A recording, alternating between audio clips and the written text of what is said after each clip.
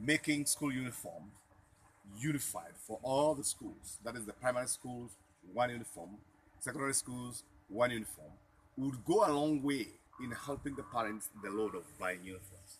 Would go a long way in helping the parents actually afford what is needed for them to provide uniforms to the kids.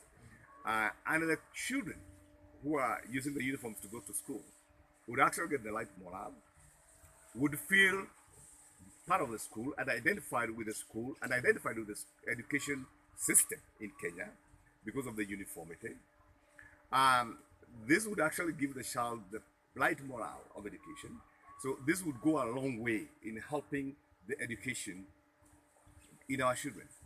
We know in the debate a few other areas which are not very good have been brought up, but that should not really overshadow the importance of it.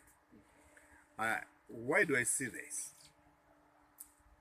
In the education sector, we have seen so much being tried to be cut that has not been very positive. To go with the school uniforms, you realize the uniforms that the parents are buying for their children do not have a say on it, and they would not have. You are actually told what uniform to buy, and when you go to buy it, the price is set, so you do not have a say on it.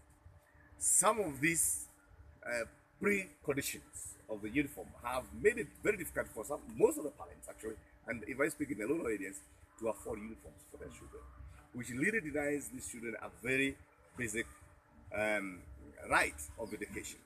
And therefore, they're making uniforms uniform in all the schools.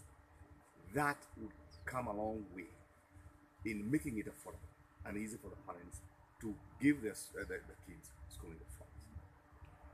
I mean, we've spoken about affordability of school uniforms, and I understand from the conversation I've had with you that you've had an opportunity to really compare the prices of these school uniforms, Yes. and they're not as cheap as people may imagine they are. Let me tell you for sure, yes, you're very right. I have had the opportunity to buy school uniforms. I have my own foundation that I support education in giving needy children of Laikipia West constituency school uniforms. And this I do with the help of the teachers in the schools. I have given school uniforms to about 5 primary schools, different primary schools now, to almost this year. I'm now talking 100 child to give the school uniform with the help of well wishes. What I have learned from the process is from the different schools, you have different uniforms. And from the different uniforms, the cost is different. And how do the people who sell uniforms reach to the cost? This remains a dilemma to most of the parents. They would not know, and they would not even question. And if you're only doing it to one child, you may not realize the difference in it. But my experience is every school will actually give you a different school uniform with a different source where you're going to get the school uniform. And most probably, the cost is set given the environment of how that was released. So the parent is completely not in that. And the parent is the one who struggle to get it. And the cost, of course, since it has to cater for different interests in the stakeholder, uh, without mentioning probably teachers and the traders themselves, then the cost becomes exorbitant, even in some schools that the parents cannot afford them. And parents are forced really to ask their children to go with their home clothes because they cannot afford the school uniforms. And that's how they have ended up in my program.